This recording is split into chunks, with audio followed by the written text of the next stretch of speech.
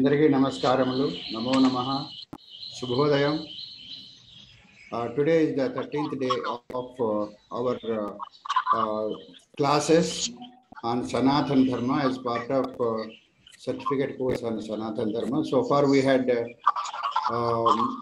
topics on Vedas, Vedangas, and now we are on Dharma Sutras. In between we had classes on darshanas, and also today we are going to have the last and final day of our classes on darshanas. So let us have Vande Mataram, and after that Prarthana by Ananthanji. After that we will have the webinar going. So let us have Vande Mataram from Chalachitra. Let us all stand up.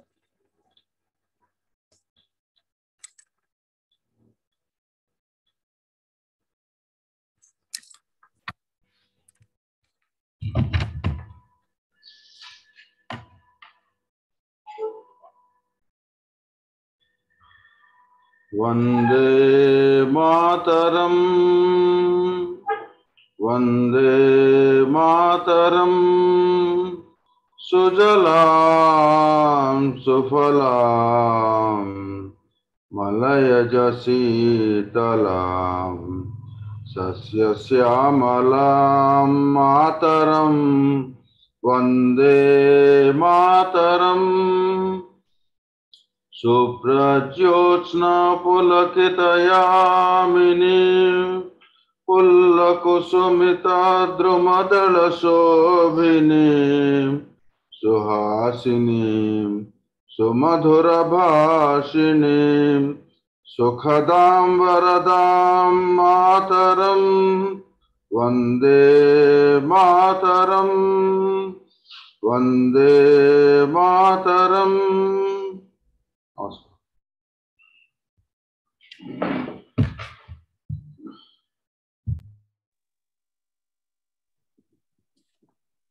ధన్యవాదాలు బాబు గారు. అనంతన్ గారు మీరు ప్రార్థన చేయవలసిందిగా కోరుకుంటున్నాను. ఓం శ్రీ గురుభ్యో నమః. హరి ఓం. 1 minute meditation. Close your eyes. Samam kaya shirogriva. Watch the breath.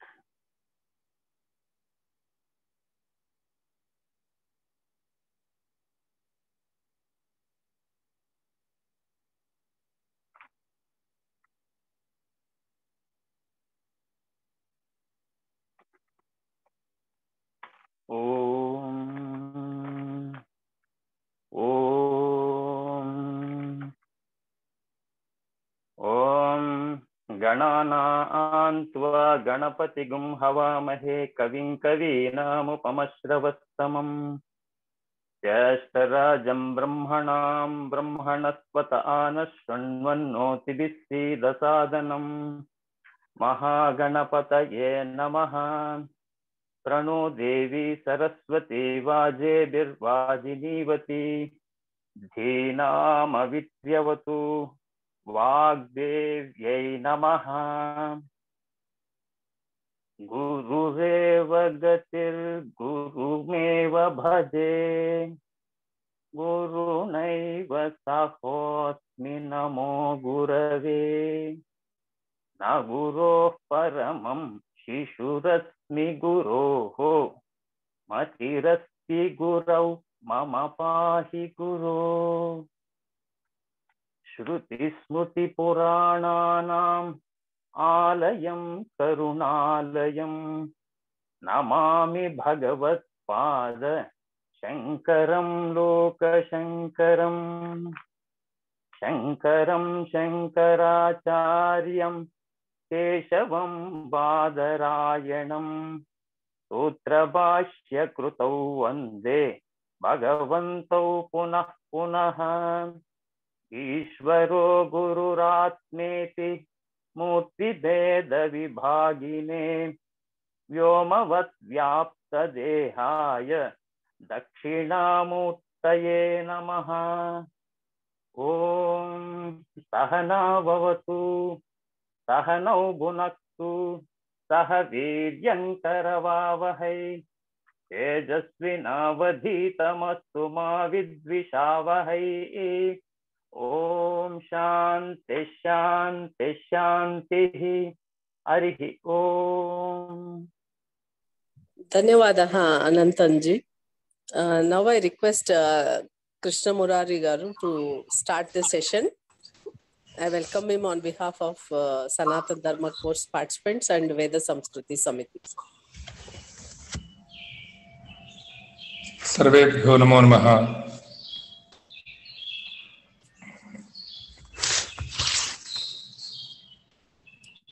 Murari साहब लिटिल इंग्लिश ऑल्सो टच करो ना, क्योंकि सारे लोग को सिर्फ हिंदी में तो थोड़ा सा मुश्किल लग रहा है। अच्छा, थोड़ा सा इंग्लिश भी ऐड करो। So yesterday we learned about the Varna Dharma. Today we are going to learn about the Varnashram Dharma, Ashram Dharma and Varnashram Dharma, and Sadharan Dharma and Nimitta Dharma. So what is the Ashram Dharma? So you know about Brahmacharya Ashram, Grihastha Ashram, Sannyasa Ashram, Vanaprastha Ashram. Brahmacharya Ashram बहुत सारे ग्रंथों में ब्रह्मचर्य आश्रम को बताया गया है कि 1 से लेके 25 वर्ष का काल जो है ब्रह्मचर्य आश्रम, celibacy life, we have to follow brahmacharya rules. There are a lot of rules and they have to follow, and they have to learn education, any types of education. We are talking about the Shastras and Vedas, so they have to learn for Shastra and Vedas till 25 years. When should they start? Akshararambham and Vidyarambham, after 1 year or 2 years they start, but the actual time of starting of learning process is Upanayana Samskaram. So Upanayana Samskaram Garbhashtame. So our sages gave the specific time of the learning, and they said that Garbhashtame, after 8 years or 7 years. Garbhashtame means 1 year in Garbham, and after 7 years, so 8 years. So after that, they had to Ashtavarasham Brahmanam Upanayit Tamadhyapayit. Ashtavarasham Brahmanam Upanayit. Third ceremony, Punal ceremony, Yajnopavita ceremony, they have to perform. And who can perform? So Pita. Father is the first guru. So first father has to do Gayatri Japam. Chaturvimshati Laksha. 24 lakhs, 24 lakhs of Gayatri Japam. They do the Anušthanam of 24 lakhs of Gayatri Japam. And after that, the father give the mantra, Gayatri mantra, Savita Upadesh. We say in Sanskrit, Savita Upadesh to his son. So what he did that? He invited his son to his lab, and he give the mantra with and covered the head, and he give mantra in his ear. Gayatri Savita Upadesham. After that, the son will be eligible, adhikari, for the learning of Vedas and Shastras. So from 8 years to 25 years, Kalam ages is called Brahmacharya Kalam, and there are a lot of rules. No need to see the well, no need to go to the climb the tree. One aharam, one time food, and bhikshatanam. So after that grihasthashram. उसके बाद से गृहस्थ आश्रम में वो प्रवेश करता है और वो 26 after 26 to 50 they have to follow grihastha rules. Grihastha means they have he has to start a married life and there should be a grihastha. गृहस्थ आश्रम में वो जितने गृहस्थ कर्म होते हैं उनको करना होता है. In गृहस्थ आश्रम I'm talking about very little bit of these ashram because it is a very broadly, if you are going to say the rules of the brahmacharya ashram or sannyas ashram, so or grihastha ashram, I'm telling very little bit of these ashramas. And so what is in grihastha? What should he do in grihastha ashram? We have to follow the scriptures. The scripture says that अध्यापनम ब्रह्म यज्ञ पितृयज्ञस्तु तर्पणम होमो दैवो बलिर्भूतो नृयज्ञोतिथि पूजनम. People has to do 5 yajnas, pancha mahayajna. What is pancha mahayajna? Brahma yajna, pitriyajna, bali yajna, manushya yajna, atithi yajna. So he has to follow these 5. What is the Brahma Yagyam? Adhyapanam Brahma Yagya, Manusmriti.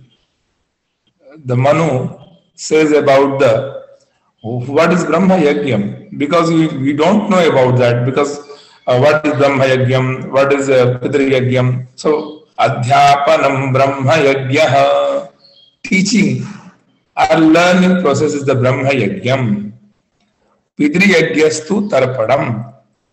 And we have to do 96 Shraddham in 1 year for our ancestors. But we are only follow the Mahalaya and Amavasya and the Varshik yearly Tithis. But our sages said that people have to perform 96 Shraddham in a year. Shannavati Shraddham Karaniyam. So, Pitri Yagyastu Tarpanam. Homo Daivaha. Homa ityukte, we should have to offer some ghee to the fire, and it is called Deva Yagyaha. Only homam nasti, we have, if you do the prayer, it is also called Deva Yagyaha, and Balihi Bhuta Yagyaha. And when we make a food, we should have to give for Shwana, go, cow, and Pipilika.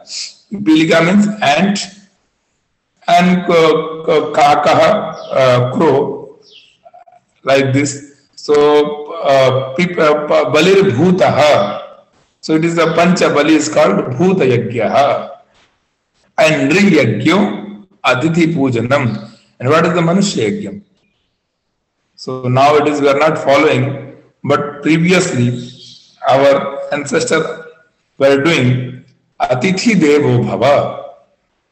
So when we do some pujas and we ask to the Brahmanas like Punyaha Vachanam. So we ask Bho Vipraha Jnana Sampannaha Shruti Smriti Vichakshanaha. Bho Acharya, you have a lot of knowledge and you know about what is Shruti and Smritis, and we bow down in your lotus feet and please bless us. So you asked to him, Shraddha Chano Mabhyamagavada Bahudeyancha Nostu Yachitaras Chanasantu Machayachasmakanchana. So he said that the Brahmins said that Veda Santati Revacha, in your house you are going to follow the Vedic rules. Veda Santati Revacha Shraddha chano ma bahudeyan chanostu. And in your house, there are a lot of wealth, abundance, you will get it. And bahudeyan atithi gascha labhe mahi. And every year, every time atithi, जो तिथि ना बता गया है उसको अतिथि बोलते हैं. Without saying I am coming and the person will come in your house, it is called atithi. Tithi means date. Without tithi, who will come in your house and he said, I want some food for your house, that is called atithi. So the person asked to the Brahmins, atithi gascha labhemahi, Brahmin give the blessings, atithi gascha labhemahi. Atithi comes in your house and you will offer them some food or some whatever the atithi pujanam. So it is called the Manushya Yagyam. So these Pancha Yagya is very important in our Grihastha life. In Brahmacharya life, we should have to learn the knowledge, and we live in who is Abhyagati? Abhyagati is the Abhyagati. Someone asked the question, who is Abhyagati? I'll come on the point as I'm teaching now. So, in Brahmacharya ashram, we learned that we should have to live the celibacy life and learn the scriptures and Vedas, the rules according to the Vedas, how to live, how to learn, and Chatvari Veda Vratani. We are not going to learn about the page, this page and that page and that page, that page. We should have to learn the Vratam, Veda Vratam. So you invite some priest in our house and said, please do the Parayana, and the Parayana will bless us. The Vedic will learn Parayana. Vrata will learn Vedas like a Vratam. Vratam is not the fasting. There are some rules according to the Vedas, and they followed and said they learned that Vedic mantra. So, and the ashram, and after that the Varna ashram dharma.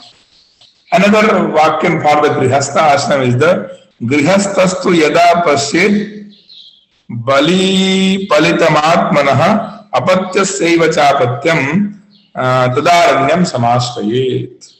Brahmacharya samapya grihi bhavet. When you do grihi means Grihastha ashram. After Brahmacharya ashram, Brahmacharyam samapya grihi bhavet, and grihi bhutva vani bhavet. Grihi bhutva, after the Grihastha ashram, vani means Vanaprastha. You have to go live in the Vanaprastha ashram. Vanaprastha ashram means Aranya. You should have to go to the Aranyam, and there are also rules for the living in Vanaprastha ashram. And after that, vani bhavet or palita keshancha bhutva स्वापत्य स्यापत्य मुख दर्शन पूर्वकम पत्न्या सहवात तापुत्रे निवेश्य वनम व्रजति इति वानप्रस्थाश्रम अवनी भूत्वा प्रव्रजेत इति व्रजनम.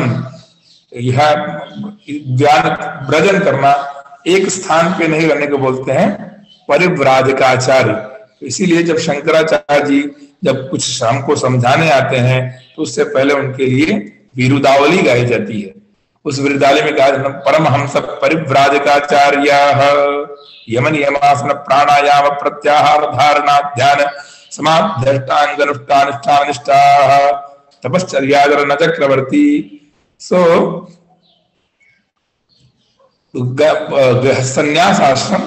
संन्यास आश्रम में परिव्रजन करना है, किसी भी स्थान पे रुकना नहीं है. संन्यास आश्रम में केवल परिव्रजन करना है. केवल चातुर्मास्य में रुकते हैं. क्यों चातुर्मास्य में सन्यासी को रुकना है? कि उस समय वर्षा का काल होता है और इन वर्षा काल में बहुत सारे जीव जंतु जमीन से बाहर आते हैं और ये जब परिव्रजन इनके खड़ाओं से कोई जीव जंतु की हत्या ना हो जाए, इसीलिए ये लोग को उस काल में कहीं एक जगह पे रुक जाना है. जो सन्यासी का धर्म है कि पूरे भारतवर्ष, पूरे विश्व में भ्रमण करते हुए अगर कहीं पे कोई परेशानी है, कहीं पे वर्षा नहीं हो रही है, तो वहां they have to do penance और request to the Indra to rain that place, because without वर्षा, without rain, the farmers can't get seeds और अनाज, एनीथिंग. सो इसीलिए कहा गया कि जो लोक कल्याणार्थम अयं देह, लोक कल्याणार्थः, सन्यासी का जो शरीर होता है वो लोक कल्याण के लिए होता है. स्वयं की को तो स्वयं से अपना श्राद्ध और तर्पण कर लेते हैं, वो तो मनुष्य नहीं है, वो तो दंड ग्रहण मात्रेण नरो नारायण यद भवेत, वो नर से नारायण हो जाते हैं केवल दंड ग्रहण करने मात्र से. तो इस प्रकार से कहा गया कि गृहस्थ, इस चारों आश्रम के बहुत बड़े बड़े धर्म हैं. Just I give a very little bit about that. ब्रह्मचारी, गृहस्थ एंड वानप्रस्थ में पति और पत्नी दोनों को जंगल में, अरण्य में, मतलब जंगल में जाके रहना है और फलों के खा के तपस्या करना है. और जब वानप्रस्थ पूरा हो जाए तो सन्यास के लिए दोनों को अलग अलग बढ़ जाना है, पत्नी को अलग और पति को अलग. इस तरह से बहुत कठिन धर्म कहा गया था. आज के समय में बहुत कठिन है. हम नहीं कहेंगे कि आप सभी इसको फॉलो करें, लेकिन उसके जो एसेंस है कि क्या क्या कर सकते हैं उसको हम कर सकते हैं. हम देखिए, समय और परिस्थिति, देश, काल एंड पात्र, we should have to think about that कि अभी क्या चल रहा है, what is situation and how do you follow.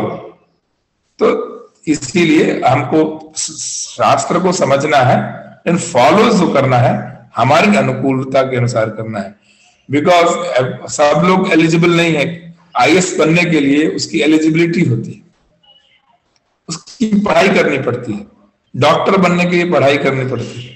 तो हमें जो जो आश्रम करना है उसकी पढ़ाई है और पढ़ने के बाद समझना है. तो इसलिए हमने चारों आश्रम को बहुत बहुत सामान्य तौर पे बताया. और फिर वर्णाश्रम धर्म, वर्णाश्रम, what is the next is the topic is the वर्णाश्रम धर्म. व्हाट इज वर्णाश्रम धर्म? So what is Varna? We know about the Varna is the Brahmana, Kshatriya, Vaishya and Turiya, Shudra, and what is the ashram? Brahmacharya, Grihastha and Vanaprastha and Sannyasi. So Brahmacharya ashram में ब्राह्मण धर्म, गृहस्थ आश्रम में भी ब्राह्मण धर्म, वानप्रस्थ आश्रम में भी ब्राह्मण धर्म एंड संन्यास आश्रम में भी ब्राह्मण धर्म. जो गृहस्थ आश्रम है, एवरीबडी शुड हैव दीज आश्रमास. फॉर नॉट ऑल 4 वर्णास कैन डू दैट. फॉर गृहस्थ आश्रम everyone should has to do that. गृहस्थ आश्रम को सभी लोग कर सकते हैं, केवल ब्राह्मण या किसी ने, सभी वर्णों को लोगों करना है. लेकिन सन्यास क्या है कि केवल ब्राह्मण को ही कहा गया है. सन्यास जो लेना है वो ब्राह्मण को कहा गया है. और ब्रह्मचर्य आश्रम ब्राह्मण, क्षत्रिय, वैश्या. ब्रह्मचर्य आश्रम ब्राह्मण एंड क्षत्रिय एंड वैश्या. वानप्रस्थ आश्रम ब्राह्मण, क्षत्रिय एंड संन्यास आश्रम से ब्राह्मणा एवं केवलम अधिकारिणः भवन्ति. संन्यास, अब इसी कारण से संन्यास आश्रम में बहुत कम लोग होते हैं और बहुत सारे रूल्स हैं, बहुत सारे नियम हैं. तो उसमें ब्रह्मचर्य आश्रम के जो धर्म है वो बता दिया गया कि उपनयन के बाद से करना है. इसके बाद हम उपनयन जो होता है, उपनयन में भी कोई बहुत बड़े बड़े पक्ष हैं, इसलिए थोड़ा थोड़ा मैं बता रहा हूं कि उपनयन काल में भिक्षाम देही का एक प्रथा कि शर्मा और भिक्षाम देही. सो सबको भिक्षाम देही ऐसा बोलना नहीं है. जो ब्राह्मण लोग का उपनयन होता है उनको बोलना है भवति भिक्षाम देहि. आफ्टर उपनयन वी गो टू द गृहस्थीज एंड आस्क देम भवति भिक्षाम देहि, कृपया भिक्षा दीजिए. फॉर ब्राह्मणास, फॉर क्षत्रियास दिस इज भिक्षाम भवति देहि. भिक्षाम भवति देहि. And for Vaishyas, Bhiksham Dehi Bhavati. It is a rule. And you know that you should have to do some programs in your heart, some spiritual puja, and you are going to do sankalpa, and then Brahman asks, what is your name? What is your gotra? What is your nakshatra? So you said, so what are the rules according to that? So Sharmavad Brahmanasya, when you do the Abhivadaya Namaskara, we said Sharma. All the Brahmins should have to do say the Sharma. Sharmavat Brahmanasya syat Ragyo Raksha Samanvitah. And Ragya means the king, Kshatriyas should have to say Varma. Varma means Raksha. So he's all the Kshatriya is called Varma. And all the Vaishya is Vaishya Pushti Sanyuktaha. And Vaishya is the Guptaha. So say Guptoham, Sharmaham, Varmaham, and for Shudra Dasoham. And also after the Namakarana Samskara, Dasve din they should have to do the Namakarana Samskara. So किस तरह का नाम होना चाहिए? नामकरण के समय ब्राह्मण का जो नाम होना चाहिए वो मंगल सूचक होना चाहिए. आनंद प्रकाशः मंगल सूचकम. ज्ञान प्रकाशकः वसिष्ठः गौतम.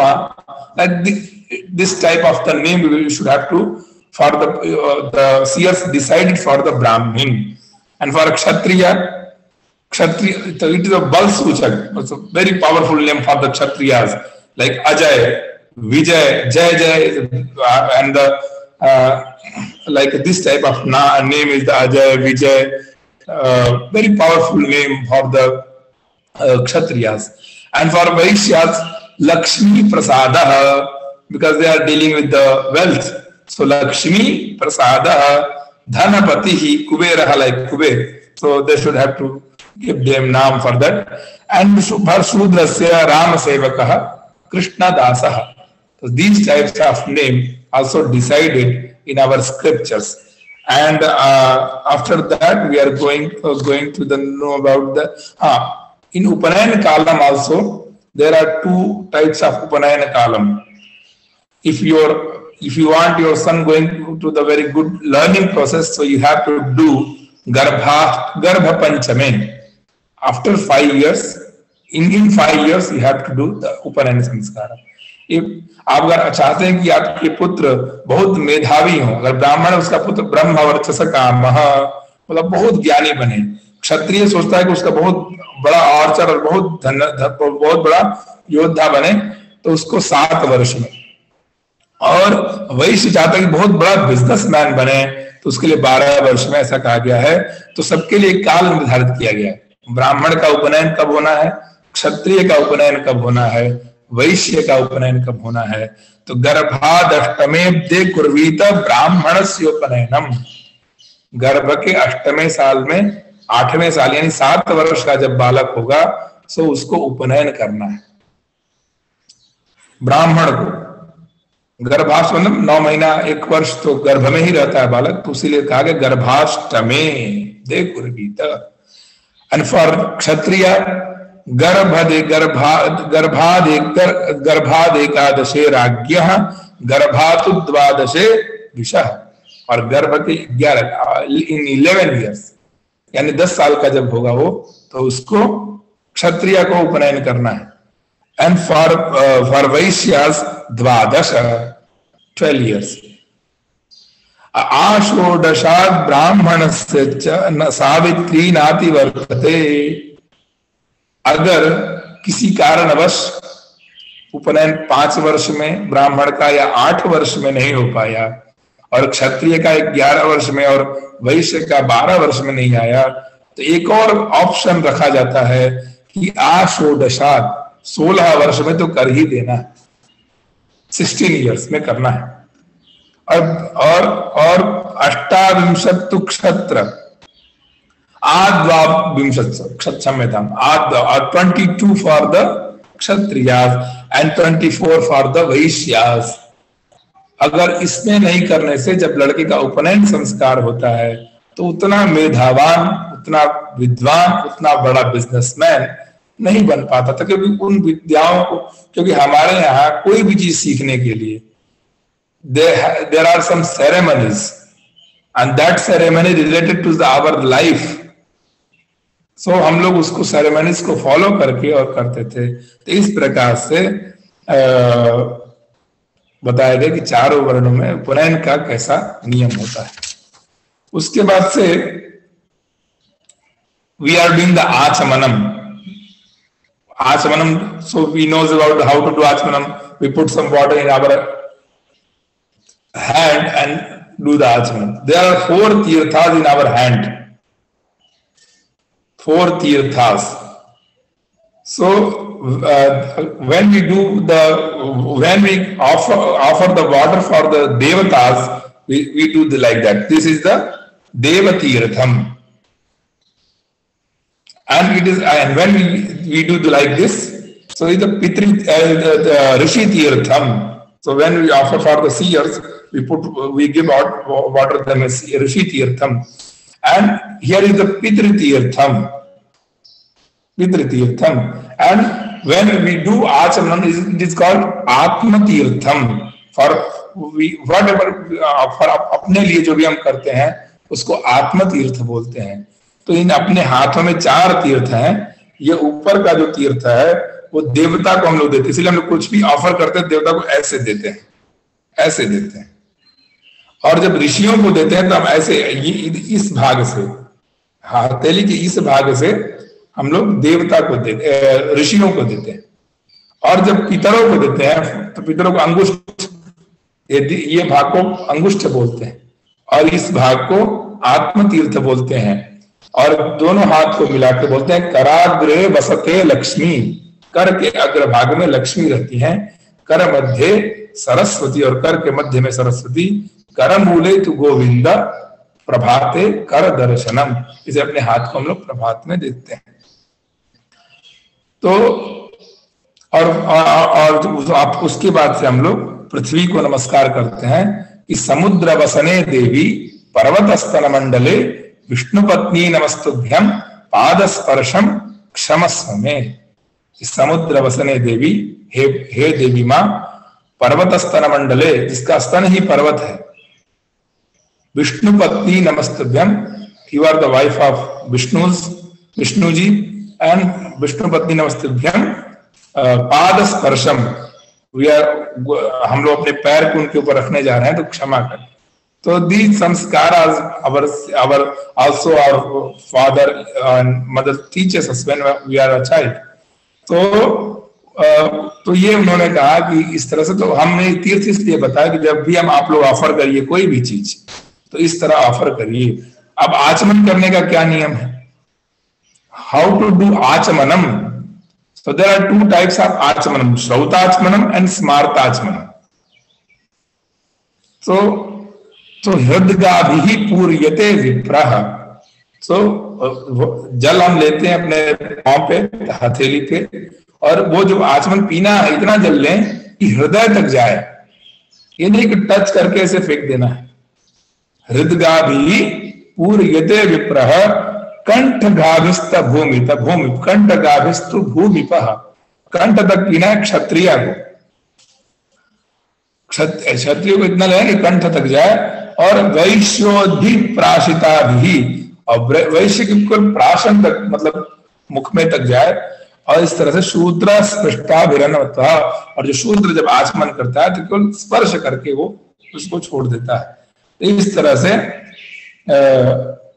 कहा गया कि इसमें। और अब इसी गृहस्थ आश्रम को, आश्रम वर्णाश्रम धर्म में विवाह को हम लोग जानेंगे। हाउ मेनी टाइप्स ऑफ विवाहस, and it is a very, मतलब सबके यहाँ विवाह होता है। जैसे वर्णों में गृहस्थाश्रम धर्म श्रेष्ठ है। इन ऑल 4 आश्रम धर्मास गृहस्थाश्रम is the great. How it is great, ब्रह्मचारी जो होता है उसके पास भी द्रव्य नहीं होता है, उसको अध्ययन करना होता है, और सन्यासी को द्रव्य छूना नहीं होता है। सो गृहस्थी, they should have to do their work and they should have to earn money and they give donation for the brahmachari and sannyasi. So ब्रह्मचारी और सन्यासी को खिलाने के लिए, धर्म के मार्ग में ले जाने के लिए गृहस्थ आश्रम बहुत बड़ा काम करता है. अगर गृहस्थ आश्रम न रहे so brahmachari can't do their work, penance, and sannyasi will also can't do penance because we need food for this human body. So गृहस्थ आश्रम का, इसीलिए गृहस्थ आश्रम को सभी ने, अगर गृहस्थी they don't have time to do lot of the prayers and lot of the learning scriptures. Only they should chant. They should have to do lot of full work like grihastha ashrama's work. If there is, the wife has to take care of the child and the house, and the pati for taking care of the husband. And after that, if she chant only Rama, she will get all the benefits of the doing puja.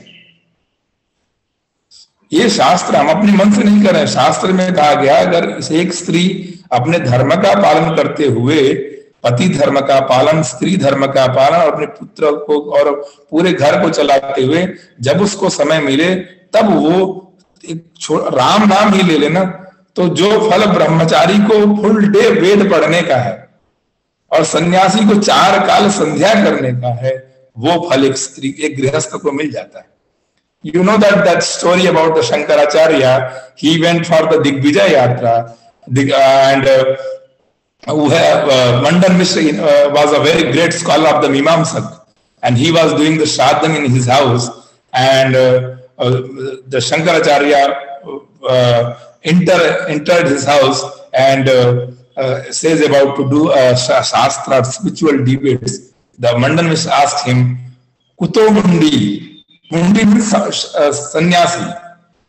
Mundi means sannyasi, and Kuto Mundi. So the Shankaracharya ji answered that Agalan Mundi. मतलब मैं गले के ऊपर मुंडन किया हूँ, मैं मुंडी नहीं. So after that happened, and they are going to do the Shastrartham, spiritual debates. And at that time, the Mandan Mishra was defeated. And when Mandan Mishra was defeated, after that time, Ubhay Bharati was the Nirnayaka, the Madhyastha. She is doing Madhyastha because she is the avataram of the Saraswati. And at that time, after the victory of the Shankaracharya, he said that, Oh Bhoswaminaha, I am Ardhangani of the Mandan Mishra. I am the Ardhangini. So you defeated only half part of the body. So you should have to defeat full. So you have to defeat me first. Then you are the Digvijayi. So these things happen. So the wife is the Ardhangini. So गृहस्थ आश्रम महिमा is very, बहुत सारा बात कहा गया गृहस्थ आश्रम के बारे में. So ये ना सोचें कि हम वेद नहीं पढ़े, हम शास्त्र नहीं पढ़े, हम ये स्मृतियां नहीं पढ़े और हमको कुछ नहीं आता है. नहीं, आप पढ़ेंगे तो एक लोग पढ़ेंगे, लेकिन आप किसी को पढ़ाएंगे, किसी पाठशाला में कुछ देंगे और किसी पाठशाला में कुछ देने के बाद से या किसी सन्यासी आश्रम में जाकर कुछ भिक्षा कराएंगे तो कितने लोग को पढ़ेंगे और कितने लोग सन्यास का पालन करेंगे. So just I am saying that. तो इसके बाद से आश्रम और उसमें भी 16 देयर आर 16 संस्कारास. सो संस्कारा 16 है, लेकिन उसमें कुछ संस्कारों को मैं बता देता हूं. तो नाम ध्येयम दशम्यांतु, जो नामकरण संस्कार होता है वो 10वें दिन होता है, और चतुर्थे मास निष्क्रमणम, और चौथे मास में निष्क्रमण होता है, और पंचमे षष्ठे अन्नप्राशनम, और अन्नप्राशन 6वें महीने पे करना चाहिए. चूड़ा कर्म द्विजाति नाम सर्वेशामेव धर्मतः प्रथमे दे और तृतीये, फर्स्ट ईयर और थर्ड ईयर फॉर चूड़ा कर्म. पहले बार बाल कटता है ना बच्चे का, हेयर कटिंग, तो पहले साल करना चाहिए, तीसरे साल करना चाहिए। और उपनयन आप लोगों ने जान लिया। और एक और प्रश्न था कि लोगों ने हमसे पूछा था कि सॉरी वीडियो ऑफ हो,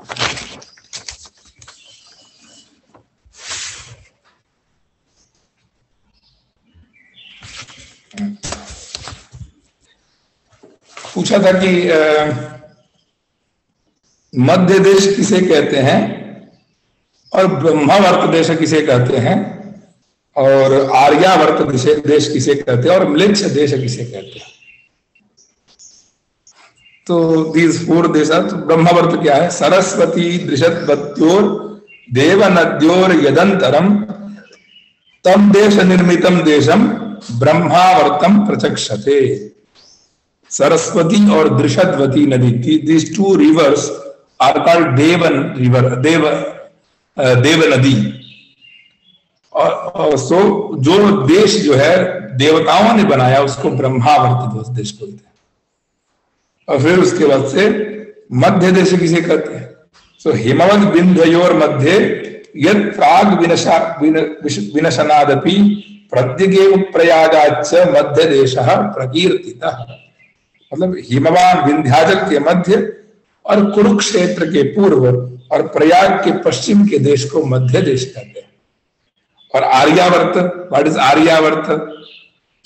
आर्यावर्त मीन्स आसमुद्रात् पूर्वात् आसमुद्रात् पश्चिमात् तयोरेवांतरं गिर्योर आर्यावर्ते विदुर्बुधः। मतलब पूर्व समुद्र से लेके पश्चिम समुद्र तक विंध्याचल तथा हिमाचल पर्वत के बीच के देश को आर्यावर्त कहते हैं। So America and other countries are not Aryavarta, that is the different name is the for द्वीपा, बट आर्यावर्त मींस आसमुद्रात् पूर्वात् और आसमुद्रात् पश्चिमात् विंध्याचल और हिमाचल पर्वत और पूर्व समुद्र और पश्चिम समुद्र के बीच के भाग को आर्यावर्त कहते हैं। एंड व्हाट इज म्लेच्छ देशः? सो कृष्ण सारस्तु चरतिम मृगो यत्रा स्वभावतः सगेयो यज्ञो देशः म्लेच्छ देशः देशः स्वतः परः। जहां पर काला मृग जो है स्वभाव से विचरता है उस देश को यज्ञ की जानना चाहिए, जहां उसके अतिरिक्त को म्लेच्छ देश कहा जाता है।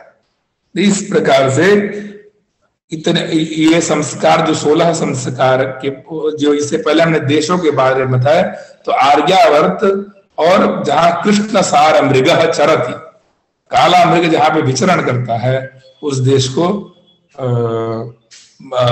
अच्छे देश की संज्ञा दी गई है। अब 16 संस्कारों को कब कब करना चाहिए? तो जन्म से पूर्व 3 संस्कार, before the born we should have to do 3 samskar, and these samskar a father can do for us. So what is the garbhadhanam samskaram first, and pumsavanam in 4th month or 6th month, godbharai in North India they said, but in South India pumsavanam and simantonayanam. So these 3 samskaras before the baby born, and after born we have to do 9 samskaras. जातकर्म संस्कार, जातकर्म name, जातकर्म when the baby born हो जाता है तो एक जातकर्म संस्कार होता है। एंड देन नामकरण 10वें महीने में करते हैं। और निष्क्रमणम, चतुर्थे निष्क्रमणम, मतलब घर से बाहर लेके जाते हैं ना फर्स्ट टाइम जब बालक को, 4थे महीने में उसको घर से बाहर 4 महीने तक घर में ही रखना है। आज तो फोटो ही पूरा वायरल कर देते हैं लोग एक दूसरे को भेज के, लेकिन 4 महीने तक उस बेबी को किसी को नहीं देखना है, उस माँ पिताजी और घर के लोग को देखना है। घर से बाहर की हवा उसको नहीं लगने देना। उसका कारण भी था कि एटमॉस्फेयर उस गर्भ में बहुत अलग रहता है, गर्भ के बाद उसको सामान्य एटमॉस्फेयर में आने में टाइम लगता है, इसलिए प्रसूति का गृह, घर में कमरे को प्रसूति गृह बनाया जाता था, उसी में रखा जाता था 4 महीने तक। फिर उसके बाद से अन्नप्राशन, जब 6 महीने का हो जाता है तो अन्नप्राशन फर्स्ट टाइम्स उसको 56 टाइप्स ऑफ व्यंजन आज उसके लड़के के सामने रखते हैं और दे इनवाइट द ज्योतिषीज astrologer in their house and वो लड़का जिस पदार्थ को पहले टच करता था उसका क्या विज्ञान है उसको देख के एस्ट्रोलॉजर बताता था कि the child will go in this field, वो क्या बनेगा लड़का, व्हाट इज हिज फ्यूचर। सो अन्नप्राशन के दिन ये एस्ट्रोलॉजर उसको बताता था ये लड़का किस फील्ड में आगे जाएगा। और षष्ठे अन्नप्राशन, 6वें महीने में अन्नप्राशन करना चाहिए इन 6 months। एंड देन चूड़ा कर्म first time the hair cutting ceremony and कर्ण वेधा, कर्ण को वेद करने का एक संस्कार होता है उसको करते हैं। And after that the educational संस्कार, विद्यारंभम इट इज वन संस्कार एंड उपनयनम फॉर द एंड वेदारंभम केशांतम एंड समावर्तनम। समावर्तन में जब एजुकेशन पूरा हो जाता है तो वेदम अधीत्य स्नायात, ऐसा वाक्य वेद में मिलता है कि संपूर्ण अध्ययन के बाद से स्नान मतलब समावर्तन संस्कार होते हैं। और विवाह संस्कार और अंत्येष्टि संस्कार, ये और भी 2 संस्कार हैं। विवाह सबके यहाँ होता है और अंत्येष्टि का कर्म भी पुत्र करता है।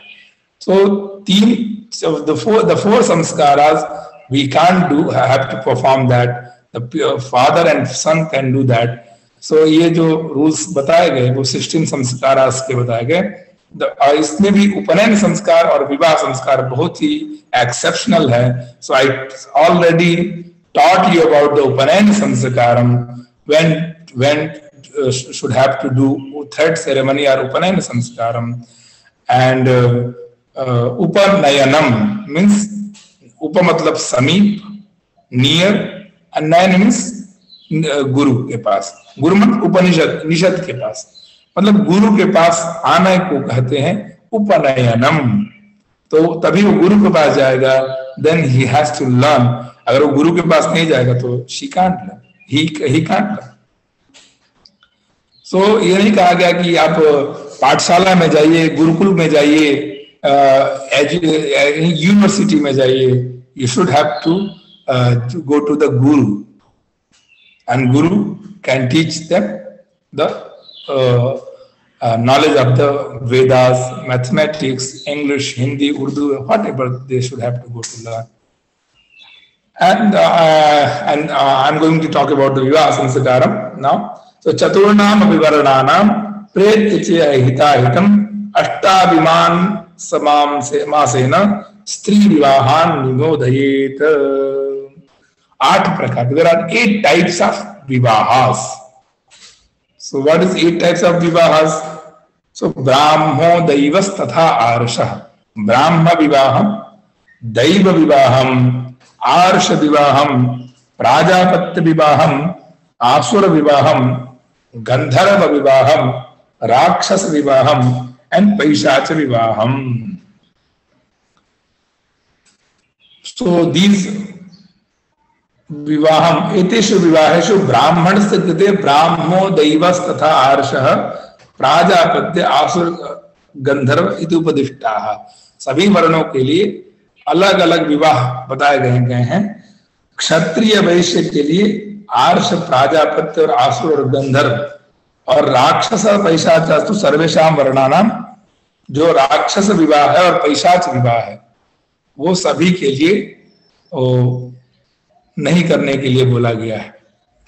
पर क्षत्रिय से कृते राक्षस विवाह अनुकूल। अब बताएंगे कि एक एक विवाह को कैसे करना चाहिए। वैश्य शूद्र से कृते आसुर विवाह उत्तम उच्यते। वैश्य के लिए आसुर विवाह उत्तम बोला गया है और उसको करना चाहिए। अब इस विवाह के बारे में चर्चा हो रही है, विवाह के बारे में एक बार हम बता देते हैं कि कौन कौन से विवाह में कैसे विवाह होता है। ब्राह्मो विवाह दीयते शक्ति अलंकृत तज्ज पुण्यतिहुत पुरुषानेक विंशतिम। जो ब्राह्मण विवाह है उसको आज के जमाने में अरेंज मैरिज कह सकते हैं कि यह ब्राह्मण को विवाह करके दीयते, जो यथाशक्ति उसको देना दामाद को, उसको बोलते हैं ब्राह्मण विवाह। दैव विवाह, यस्मिन् विवाहे कन्या पिता यज्ञ वितते ऋत्विजौ, जो दैव विवाह है उसमें याग में कोई ब्राह्मण या कुछ आया है, उसको देख के कन्या का पिता उससे विवाह करने के लिए बोलता है और वो दक्षिणा के रूप में अपनी कन्या को देता है, तो उसको दैव विवाह बोलते हैं। याज्ञवल्क्य बोलते हैं यज्ञस्थ ऋत्विजे दैव आदायार्षुत गोद्वयम चतुर्दश प्रथम पुत्र च षट, मतलब आर्ष विवाह में ऋषीणाम अयम आर्षः, यस्मिन् विवाहे 2 गाय को देना है, एक पुरुष गाय एक बैल को देने से दक्षिणा के स्वरूप में, उसको वो विवाह को आर्ष विवाह बोलते थे।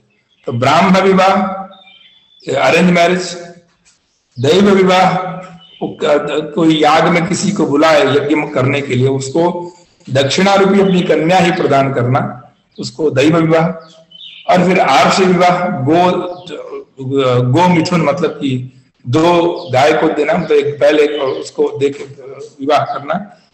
और प्राजापत्य विवाह सह युवाम धर्म कुरुताम, मतलब कि दोनों को बोलना प्राजापत्य विवाह कि तुम दोनों जो आज के जमाने में तुम दोनों जाओ और अपने अनुसार जीवन जियो और पुत्र पैदा करो, जिससे वो पुत्र इस संसार के लिए बने, उसको लिए प्राजापत्य विवाह बोला गया है। और आर्ष आसुर विवाह, असुराणाम अयम आसुरः यस्मिन् विवाहे कन्यायाः सौंदर्यातिशयं प्रतिष्ठापयन् वरस्तस्याः ज्ञातिभ्यो धनं प्रदायतान् गृह्णाति, मतलब जिस विवाह में असुर जो बहुत कन्या बहुत सुंदर हो और उस कन्या को देख के किसी का मन यस्मिन् विवाहे, यस्मिन् मैरिज, इन आसुर विवाहम, if the kanya is very beautiful, the girl is very beautiful, so the varam means the जो उनको विवाह करने वाला है, that should have, वो अगर वो बहुत सारा पैसा देके खरीदता है, when the person buy a girl for marriage, that is called the asura vivaham। और वो ज्ञात, उसके बाद से आसुरो द्रविणादानात्, ऐसा वाक्य मिलता है कि आसुर पैसे से खरीदा हुआ। और गांधर्व विवाह, नाउ पीपल आर डूइंग गांधर्व विवाह because they do the Jayamala ceremony, they offer some flower to the, they put flower garland in their Varamala and they change their Varamala, is called the Gandharva Vivah। So हम पुष्प लेकर एक दूसरे को देके और विवाह में वर्ण करते हैं, उसको हम गंधर्व विवाह बोलते हैं। So Gandharva Vivah, and also it is called the love marriage, Gandharva Vivaham। And Rakshasa Vivaham, राक्षसानाम अयम राक्षसः यस्मिन् विवाहे बलपूर्वकम युद्धेन कन्याम अपहृत्य स्वीकरोति स राक्षस विवाह, जिस विवाह में कन्या को जबरदस्ती मतलब उनको बलात्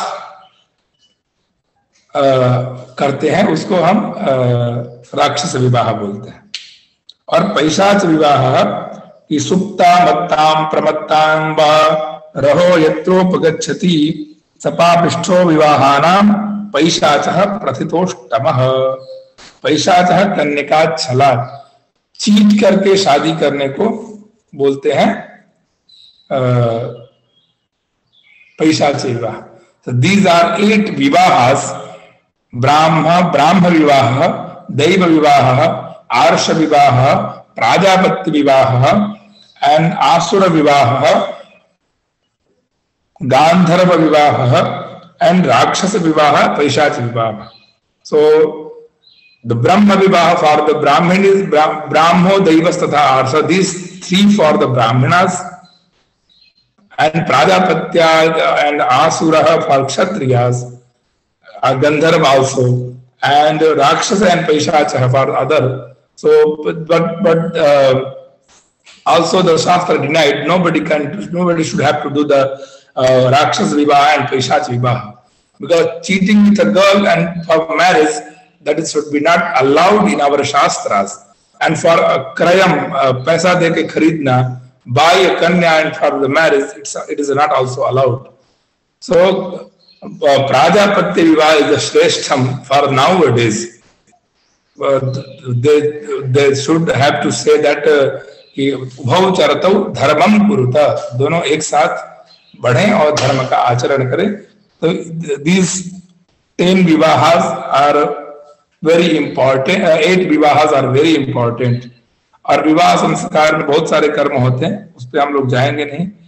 तो बस इस बात को कहना था हमें कि ये विवाह गृहस्थ आश्रम के लिए बहुत ही अच्छा होता है. गृहस्थ आश्रम में सभी संस्कार में विवाह संस्कार फॉर 4 वर्णास में होता है. उसके बाद से वर्णाश्रम धर्म के बाद से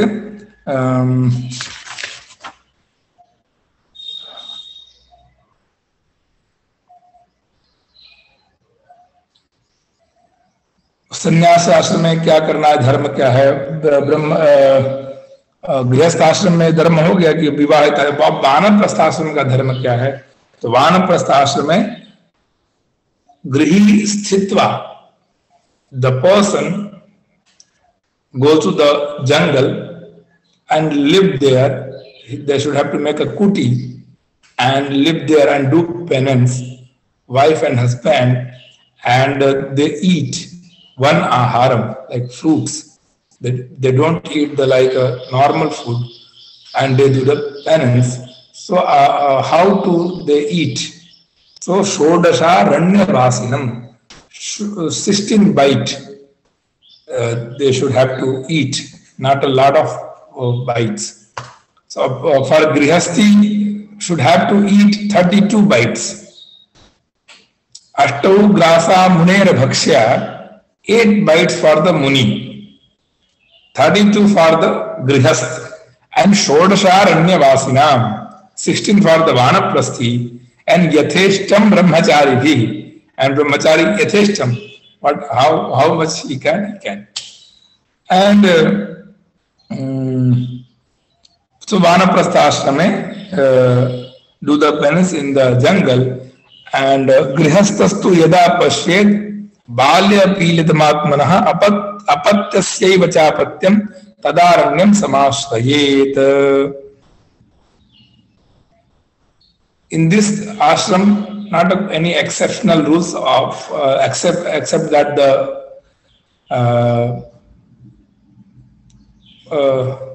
penance in jungle. So after that, the guna dharma for the raja dharma, sannyas dharma. So sannyas dharme kevalam brahmana eva gachanti, and bahusu niyamaha atra vartate.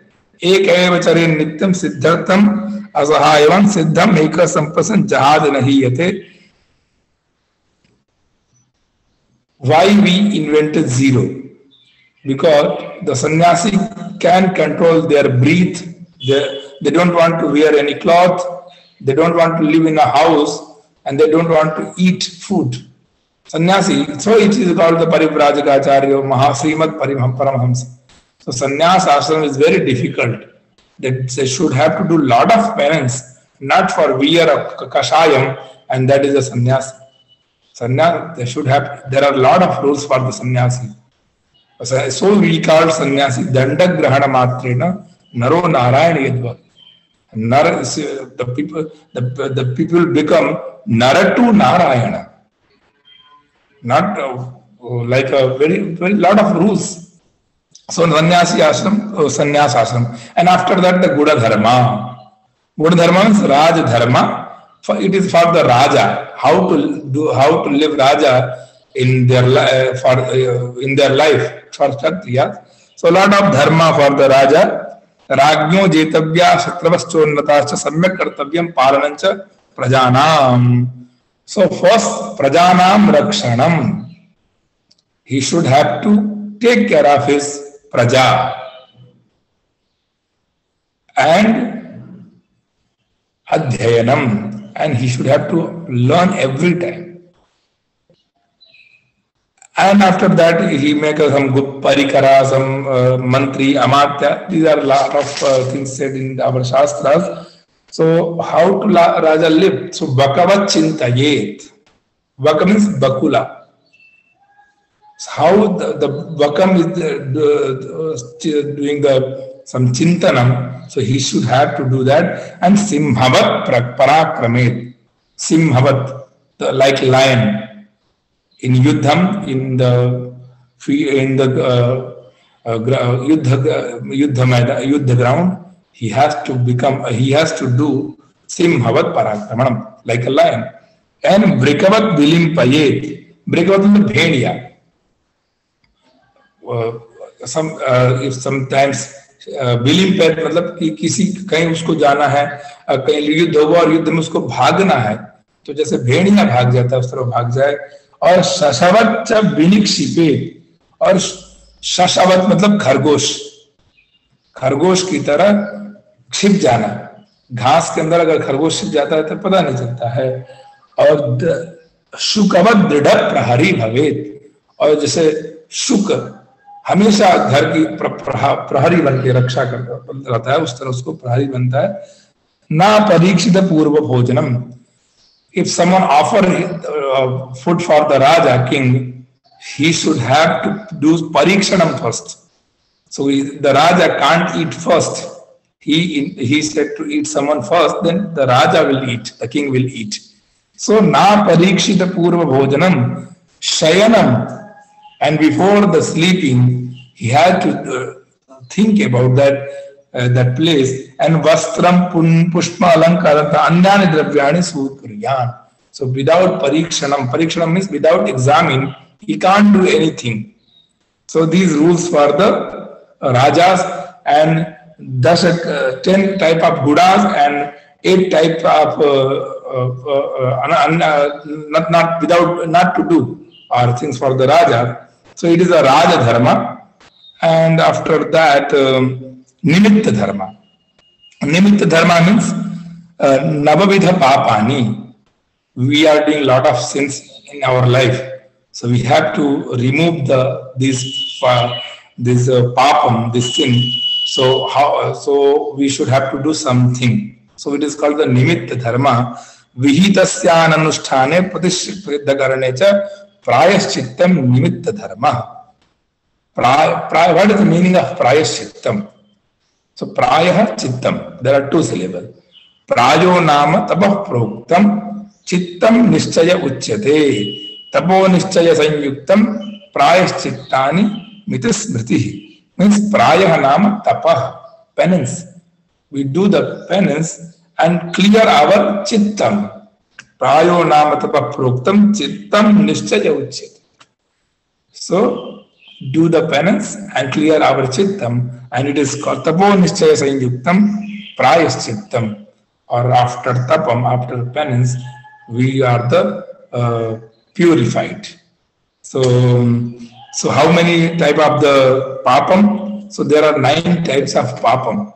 So mahapatakam, mahapatak, ati anupatak, upapatak, atipatak, जाति भ्रंशकरण, संकरीकरण, अपात्रीकरण, मलिनीकरण, प्रकीर्णकरण.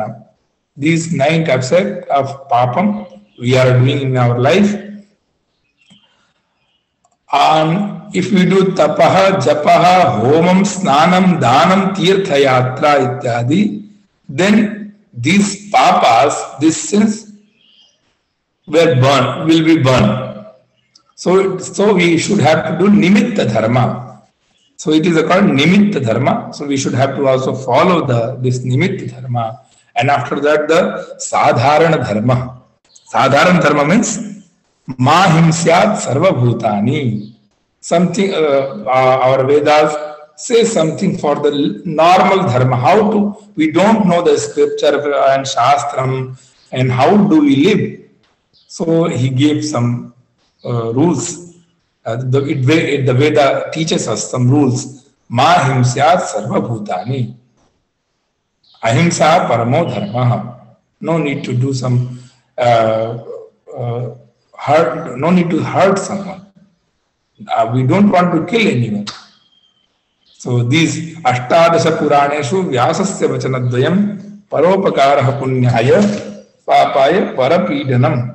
So sin is a very, if you hurt someone, it is a very great sin, not a normal sin. So it is, and ashrama dharma, sadhana dharma. So these 6 dharma is we learn in this session. And what is the vaishishtyam of these 6 dharma? So dharmo vishwasya jagatah pratishtha loke dharmishtam praja upasarpanti dharmena papam apanudati dharme sarvam pratishthitam tasmad dharmam paramam vadanti.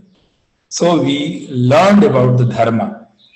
It is a very lot of things in this Dharma Shastra, and we just touched 6 dharmas in this session. Thank you so much, and I hope you all understand. If you don't, so please ask the questions, and I am here to answer your questions. Thank you so much. Thank you, Tripathi ji. It was a wonderful session on dharmas. Now, any of our participants who wish to raise questions can raise your hand. Yeah. Dharmendra.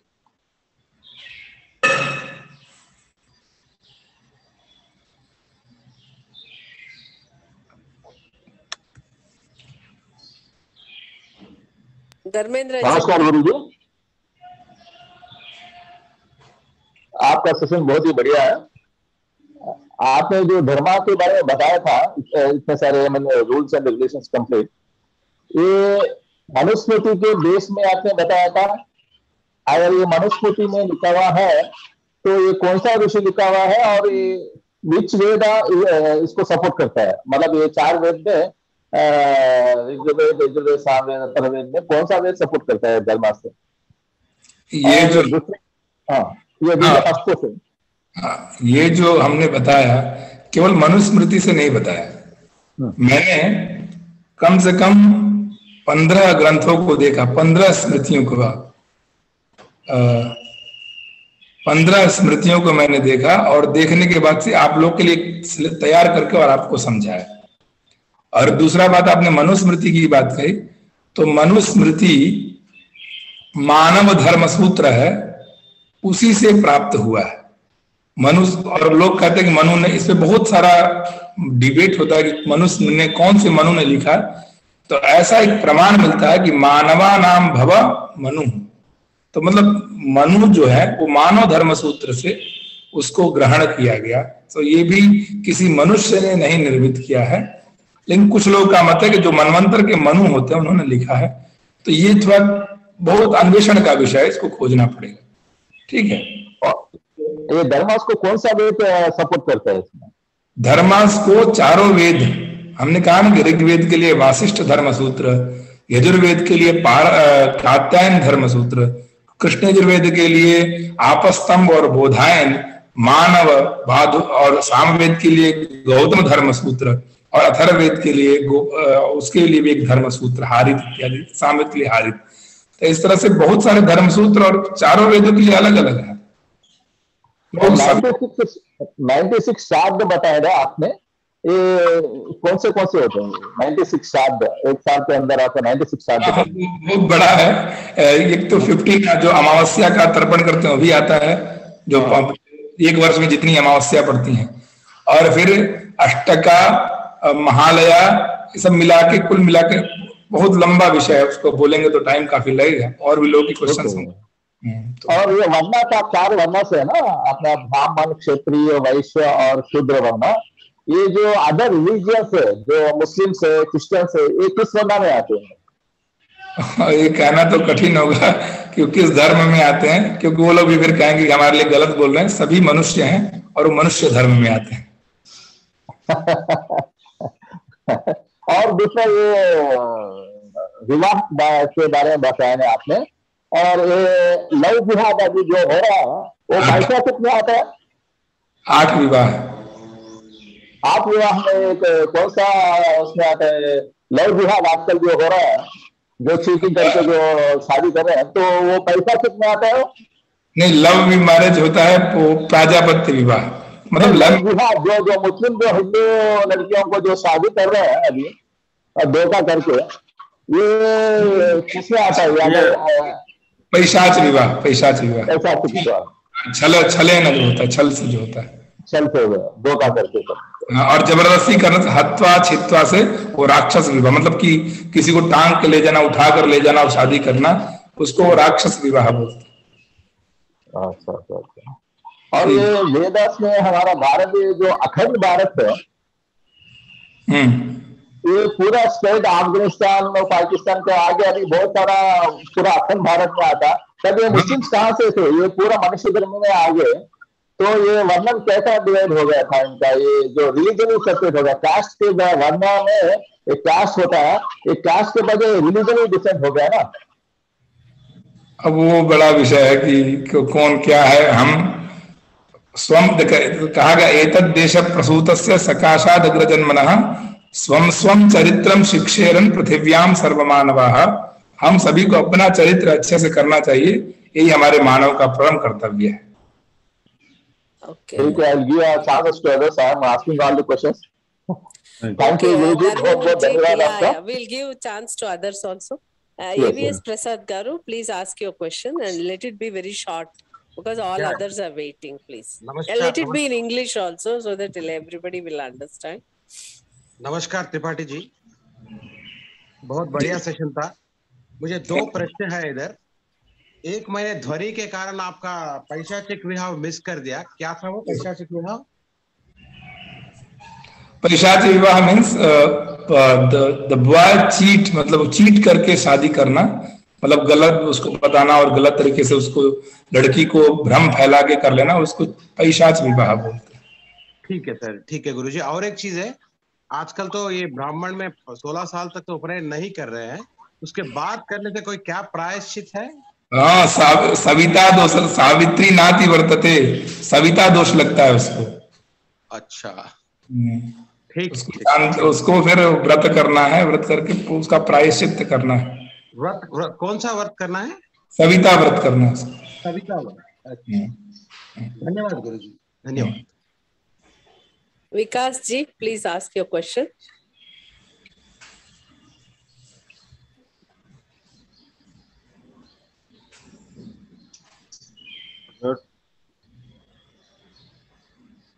Vikas ji, are you able to hear you? Your voice is not coming, Vikas. Mr. Vikas, unmute or do something. Your voice is not coming. Yeah, Sita Mahalakshmi ji, you please ask your question. Yeah, thank you.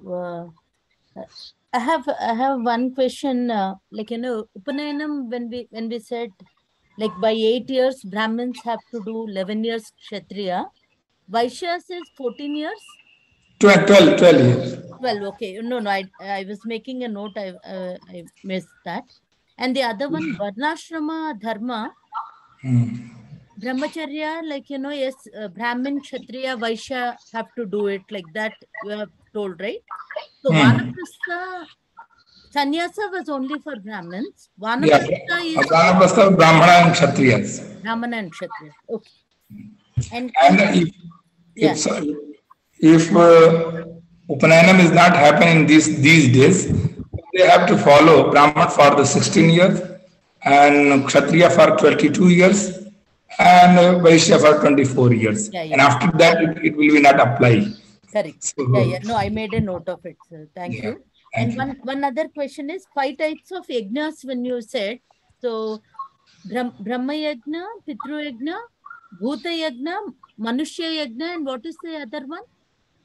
Deva yajna. Deva yajna. So, how Brahma yajna and Deva yajna are different? Brahma yajna means adhyapanam. Teaching. And Deva Yajna means do pray for the Lord. Homam Puja. Thank you, sir. Thank you. Yeah, Vikas ji, now you can ask. जी नमस्कार आचार्य जी, अभी आवाज आ रही है? हाँ आ रही है। आचार्य जी, एक प्रश्न है, बहुत ही धर्म संकट सा प्रश्न है ये। जब आदि शंकराचार्य को उभय भारती जी ने जब ये प्रश्न पूछा सांसारिक के बारे में, तो संन्यास किसका होता है? संन्यास क्या शरीर का होता है या आत्मा का होता है? जब वो सांसारिक गृहस्थ आश्रम में गए, वो परकाया प्रवेश करके, तो उनका कहीं पे संन्यास भंग क्यों नहीं हुआ? कि मतलब वो तो एक अलग ही थॉट प्रोसेस, अगर कोई आम आदमी ऐसा करे तो उसको गलत दृष्टि से देखा जाता है। तो इसके बारे में क्या कहेंगे? परकाया प्रवेश सामान्य मनुष्य कर सकता है, तो हम सामान्य मनुष्य बन के क्यों सोच रहे हैं? जब नहीं, आत्मा और शरीर का जो संन्यास जो भी होता है, देखिए आत्मा तो प्रति शरीरम भिन्नो विभुर नित्यश्च, आत्मा जो सबके शरीर में अलग अलग है और विभु व्यापक और नित्य है, इटर्नल है। लेकिन जीवात्मा परमात्मा जो दो प्रकार की होती है। जीवात्मा परमात्मा तो एक है, जीवात्मा प्रति शरीरम भिन्न विभिन्न, वो अलग अलग है। तो संन्यास किसका होता है आपका प्रश्न है, या ब्रह्मचर्य किसको होता है? वो आत्मा का या शरीर का? दोनों के समन्वय का होता है। आत्मा से शरीर को जैसे जब तक रहता है तब तक नहीं निकाल पाएंगे। आप कितनी भी या तो योगी बन जाइए कि तो आत्मा और शरीर का संबंध आप नहीं निकाल पाएंगे जब तक जीवित रहता है व्यक्ति, और जो निकाल लेता है वही परम योगी है। तो वो लोग परम योगी थे, वो लोग दोनों का संबंध अलग कर दिया था, इसलिए उन लोग कर पाए। तो जब तक शरीर है, दोनों का एक सिक्के के दो पहलू वाले हैं, आत्मा और शरीर। उसीलिए ना कठोपनिषद में कहता है आत्मानम रथिनम विद्धि शरीरम रथमेव च, मतलब आत्मा जो है वो रथी है, रथिनम, और शरीर क्या है? रथ है। तो आत्मानम रथिनम विद्धि शरीरम रथमेव च, ऐसा कहा जाए। Gupta ji, your question. What is the meaning of Abhyagati?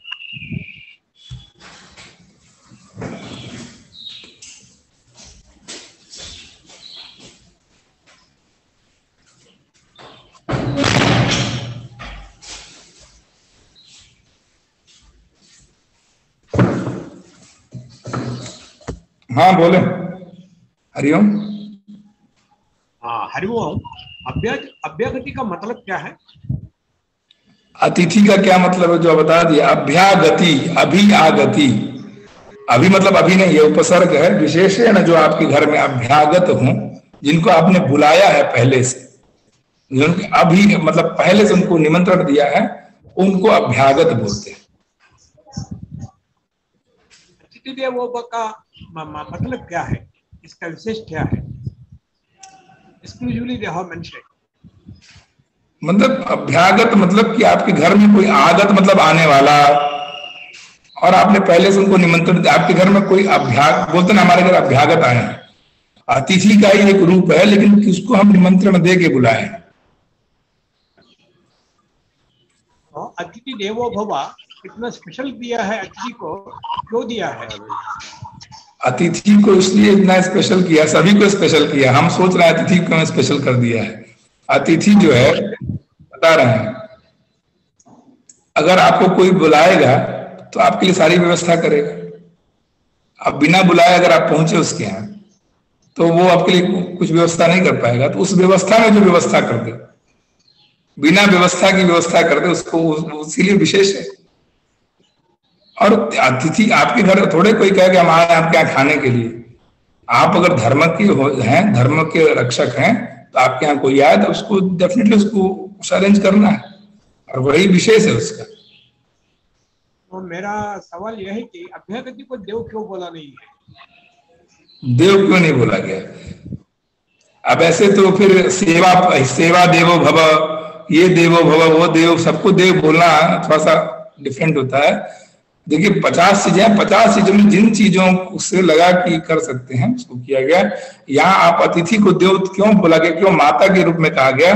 जो अतिथि है वो निश्चल मन से आके आपके यहाँ बैठता है, और आपके जो जब राम जी भी सबरी के यहाँ बेर खाने के लिए गए थे, बुलाने पे नहीं गए थे, तो राम जी का वो गुण जो है, अतिथि का जो गुण था, वो गुण को यहाँ पे देखिए। तो प्रथम भगति संतन कर संग, दूसर रति मम कथा प्रसंग, ऐसे करके नवधा भक्ति उसने डेवलप किया। तो अतिथि तो उन्हीं के घर में जाता है जिसके अंदर ये 9 भक्तियां होती हैं। अभी की मैं बात नहीं करूंगा, अतिथि किसी घर पहुंच को अतिथि बोल देंगे। अतिथि जैसे सुदामा पहुंचे थे कृष्ण के पास, तो इस तरह से कर सकते हैं। नेक्स्ट प्रवीणा जी। नमो नमः महोदय। नमो नमः। सामान्य प्रश्न है, संस्कृतम, in Sanskritam the order of the words should not matter in a sentence, right? So bhavati bhiksham dehi, bhiksham bhavati dehi, dehi bhiksham bhavati, what is the difference? Because the order should not matter in Sanskritam and this looks like a Sanskritam sentence only. तो हमने थोड़े कहा कि ये कुछ order matter करता है, लेकिन कैसे जैसे नमस्कार भी करना है तो अष्टांग नमस्कार का नियम है, उरसा शिरसा दृष्टिया मनसा वचसा तथा पदभ्यां कराभ्यां कर्णाभ्यां प्रणामोष्टांग उच्यते। उरसा शिरसा, इस 8 प्रकार के नमस्कार है। तो कभी हम लोग ऐसे झुक के कर लेते हैं नमस्कार, तो मैटर करता है ना कि नहीं करता है? संस्कृत में भवति भिक्षाम देहि अगर वो कहे तो कैसे पता चलेगा कि किस व्यक्ति का उपनयन हो रहा है? आपसे कोई भिक्षा मांगने आपके घर पे आया, आप घर में बैठी, समझ रही हैं ना? इंग्लिश में बोले। हेलो। अवगतम अवगतम वा? आपका लॉजिक अवगतम महोदय। लॉजिक नहीं, I am talking about that if someone goes in your house and ask after पूनल, आफ्टर उपनयनम, भवति भिक्षाम देहि, तो आपको कैसे पता कि ब्राह्मण है कि क्षत्रिय कि वैश्य है? तो जिन Brahmin, can you send it to me? Logic ma'am, हम लॉजिक पढ़े ही नहीं, हम तो वेद पढ़े हैं, हम तो बहुत छोटे पढ़ने वाले लोग हैं। हम ना लॉजिक पढ़ते हैं ना साइंस पढ़ते हैं, हम वेद पढ़े, उसमें से जो बातें आपको बता रहे हैं हम तो सीखे नहीं जी, ये अच्छी बात है। तो मैं समझ गई कि if by the order you will know which upanayam is just happened. And also please I'm telling that in the previously जो गृहस्थ लोग बोलते हैं हम केवल क्षत्रिय को भिक्षा देंगे, केवल ब्राह्मण को भिक्षा देंगे, तो ज्यादा था मांगता। अभी तो क्या एक दिन भिक्षा मांगना है, बस जिस दिन उपनयन हुआ उस दिन मांगना है। पहले जब तक पढ़ाई करना तब तक भिक्षा मांगना है। तो ये लोग सोचते थे कि ब्राह्मण है तो इसको भिक्षा में क्या दिया जाए, क्षत्रिय तो इसको क्या भिक्षा में दिया जाए, वैश्य तो इसको क्या भिक्षा में दिया जाए। तो हम कहना हम लोग बहुत छोटी निगाह से सोचते हैं, उसका बड़ा अर्थ बहुत बड़े में पड़ा है। और इसके लिए इसीलिए बोलते हैं ना, वेद को सकल्पम सरहस्यम पढ़ना चाहिए। केवल कि मंत्र लिख गया उसका अर्थ नीचे लिख गया, दयानंद सरस्वती ने उसको पढ़ लिया, नहीं। गुरु के पास जाइए, गुरु शुश्रूषया विद्या, गुरु से सिखाएगा आपको उसका जो डीप मीनिंग है, और कोई नहीं सिखा सकता है। इसीलिए कहना गुरु बनाओ जान के और पानी पियो छान के। तो अच्छी बात है गुरुजी। So now I understand that for whoever is doing the donation or giving the alms, you should know to whom you are giving and you should give a befitting bhiksha. For Brahman, you cannot give non-veg in the bhiksha, so you should know what you are going to give. So it is better you know. Also the rules of the giving bhikshas, देश काल पात्र क्या देना, किसको देना, कैसे देना, सब रूल्स हैं। ये नहीं कि हम घर से निकाले और दे दिए। हाँ हाँ, अच्छी बात है। Doctor दानिशा ji, Captain Danisha ji, your question. Thank you so much. Namaste Guruji. So many things I learned today which I have seen we are following in society, but reasons you gave. some question about one of the reason regarding Upanayan Sanskar, which you said that was done that time when child was supposed to start education. Am I right? Yeah. That child should go to Gurukul. I mean, that was the thing where child started education because Gurukul was the way. One question is that why there is different age group for different varnas. For Brahmins, it is separate. For Kshatriyas, it is separate. That is one question. And the second question is, now a child is going to school at the age of 4 or maybe 3. So is it a ritual now, or does it hold any other additional value? These are the questions. Yeah, the first question you asked about that, why the ages differences between the Brahmanas and Kshatriyas for the education. So Brahman going to learn the reciting of the mantra, and Kshatriya is going to become an archer, great archer, and Vaishya will go to learn the business. So it takes ages time. So after 12 years, the medhas power come for business. Okay. For Vedic learning, we should have to, because tongue twist a lot of word you can't pronounce after 10 years. So we should start with 8.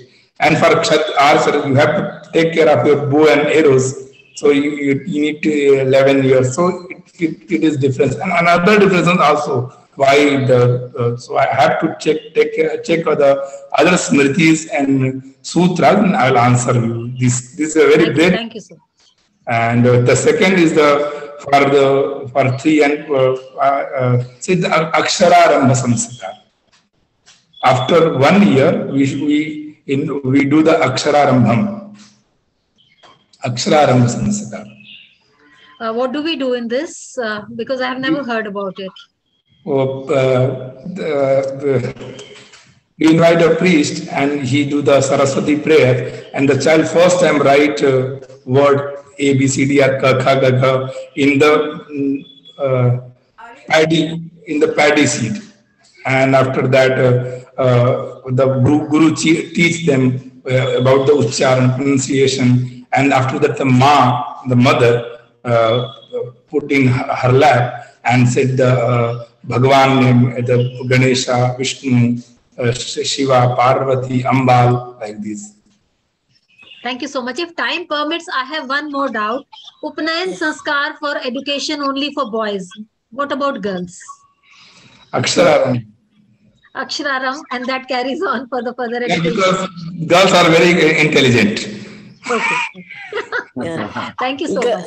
Yeah, Gangadhar Garu, let it be brief questions. The time is running out. So I think time is over. I have to go. Gangadhar Garu, please, very brief. Yeah. Are you ready? Yes, I'm ready. No, Gangadhar is not ready. Yeah, Gangadhar Garu. Yeah, mine is very small and quick question. Namaste, Guruji. Actually, I have a question about the Achamanams. You mentioned there are 2 types of Achamanams. One is Srauta and Smarta. But I read in a book, there is another one called Purana. Puranic Achamanam. Yeah. So, normally we follow these 2 Achamanam and Shastra Achaman, and the other Achamanas, they mean after that. Srauta Achamanam means Shruti Pramanas Achamanam. Smarta Achamanam means Smarta Pramanas Achamanam. So, after marriage, we follow the Srauta Achamanam and Smarta Achamanam. Before the marriage, we do only normal Achamanam. After that, we have to do Agnihotram, and after marriage, we take care of 2 Agnis, Smarta Agnis and Srauta Agnis. So when after 4 days we do na Havan Homam, Chaturthi Karmam. After marriage, after 4th day we do the Homam. We invite Garha Patyagni and do some Homa there. So we take care of that Agni. Huh? Okay. Or that. Sir. So that fire, when we were going to, when for the Antyeshti Samskara, that Agni, that fire, go to for the Antyeshti Samskara, and people will be, the crimination will happen with that fire. Those fire, the people started in the Garha Patyagni. So okay, thank you. So I should have to leave. Thank you so much for everyone. I'm very happy. You all are very good, and thank you so much for CSR Prabhu sir. He gave a very great opportunity for me, and I just whatever learned from my gurus, and I don't know English and other things, but I taught you all. I never learned these English and other languages.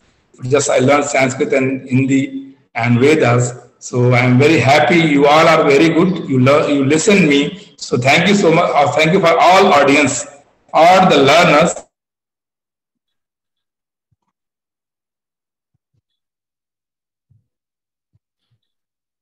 धन्यवाद त्रिपाठी जी, बहुत अच्छा हुआ. धन्यवाद. Prabhakar Mahodaya, will you say something? Because you are there. His internet is already a problem, it seems. I don't know whether he is hearing. No. I wanted to thank him, that's all. मैं उसको धन्यवाद देना चाहता था. Session. So wonderful session. धन्यवाद जी मुरारी महोदय.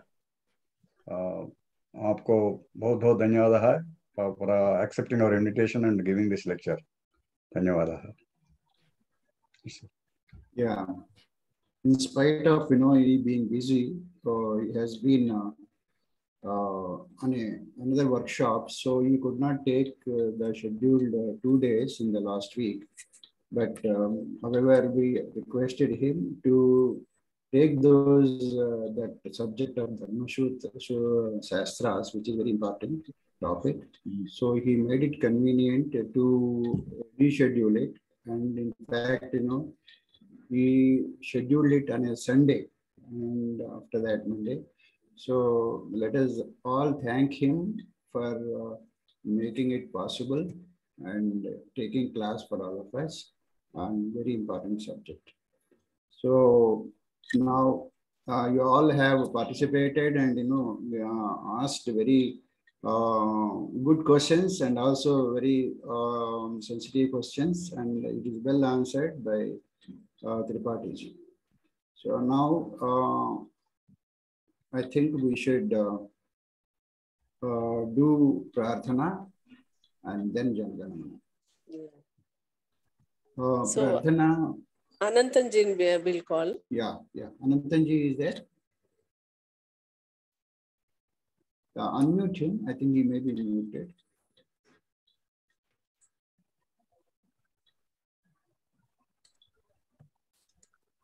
Om स्वस्ति प्रजाभ्य परिपालयन्तां न्याय्येन मार्गेण महिषाः गो ब्राह्मणेभ्यः शुभमस्तु नित्यं लोकाः समस्ताः सुखिनो भवन्तु सर्वे भवन्तु सुखिनः सर्वे सन्तु निरामयाः सर्वे भद्राणि पश्यन्तु मा कश्चित् दुःखभाग् भवेत्. ओम असतो मा सद्गमय तमसो मा ज्योतिर्गमय मृत्योर्मा अमृतंगमय. ओम पूर्णमदः पूर्णमिदं पूर्णात् पूर्णमुदच्यते पूर्णस्य पूर्णमादाय पूर्णमेवावशिष्यते. ओम शान्तिः शान्तिः शान्तिः. हरिः ओम श्री गुरुभ्यो नमः. हरिः ओम. Dhanyawad Anantanji. And now let us all stand up and sing Janaganamana. Request Salla Chitti Babu garu to sing.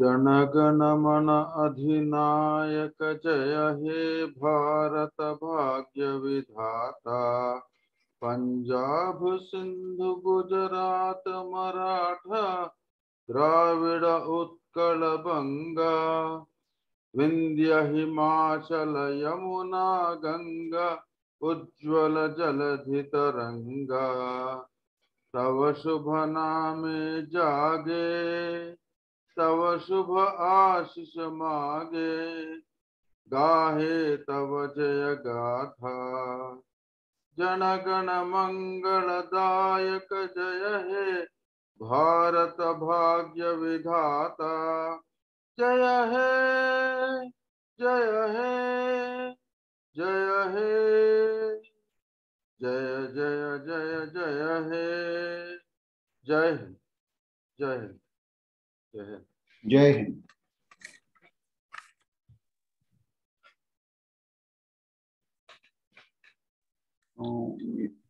All people who want to leave can leave.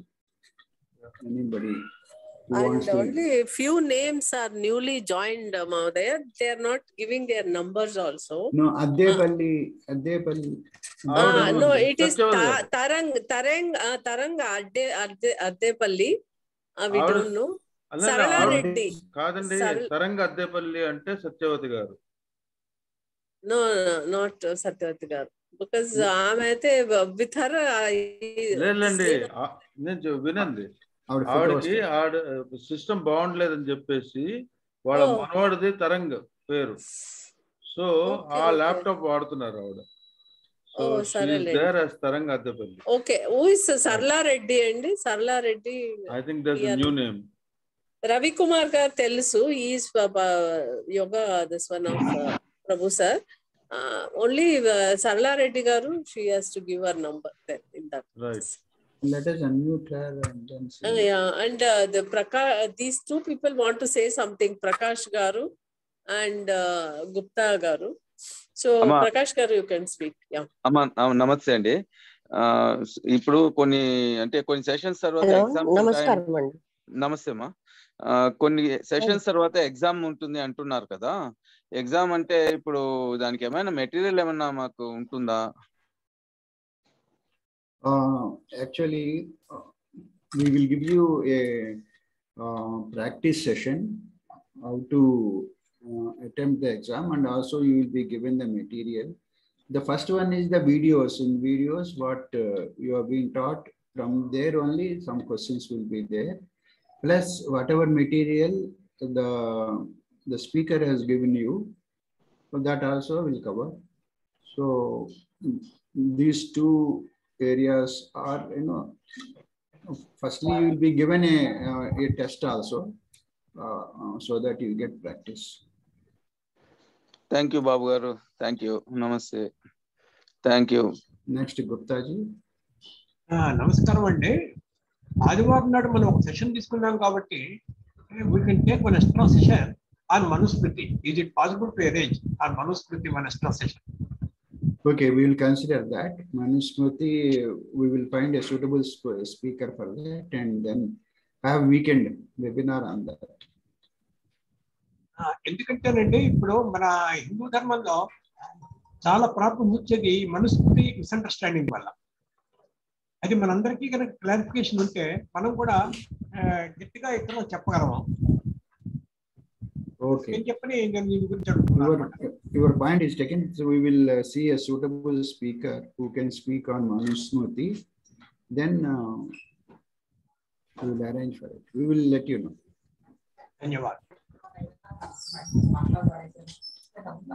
I think all question answers are Sita Mahalakshmi. She wants to ask some question.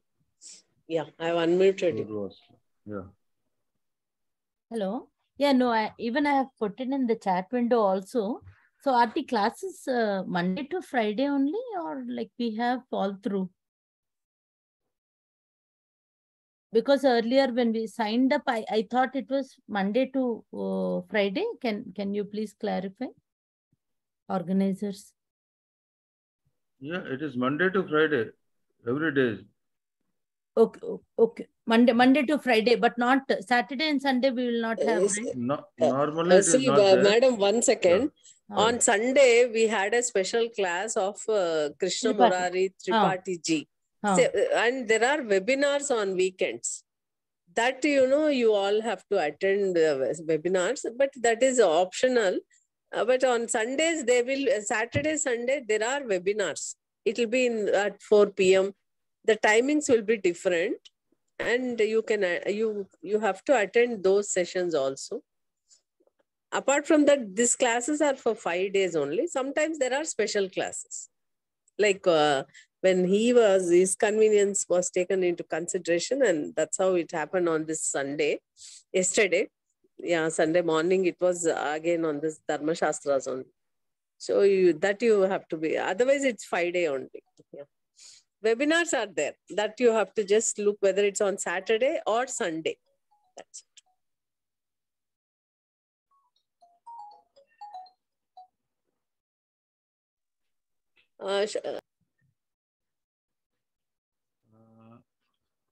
Kalyani గారు, హరి కళ్యాణి గారు చెప్పండి. అండి, నేను హరి కళ్యాణిని. నాకు ఒక చిన్న విన్నపం. త్రిపాఠి గారిది ఈమెయిల్ ఐడి కొంచెం గ్రూప్ లో పెడితే నేను అడగలేకపోతున్నాను. చాలా మంది వింటున్నారు కదా, నేను 8:30 బయలుదేరి వెళ్ళిపోతాను అనమాట ఉద్యోగానికి. అది నేను వింటున్నాను కానీ క్వశ్చన్స్ అడగలేకపోతున్నాను అనమాట. కాబట్టి ఒకసారి మెయిల్ పెడితే ఐడి చేస్తాను. సరేలేండి, కర్నల్ గారు పెడతారు ఇన్ఫర్మేషన్. ధన్యవాదాలు. నెక్స్ట్ పద్మిని గారు.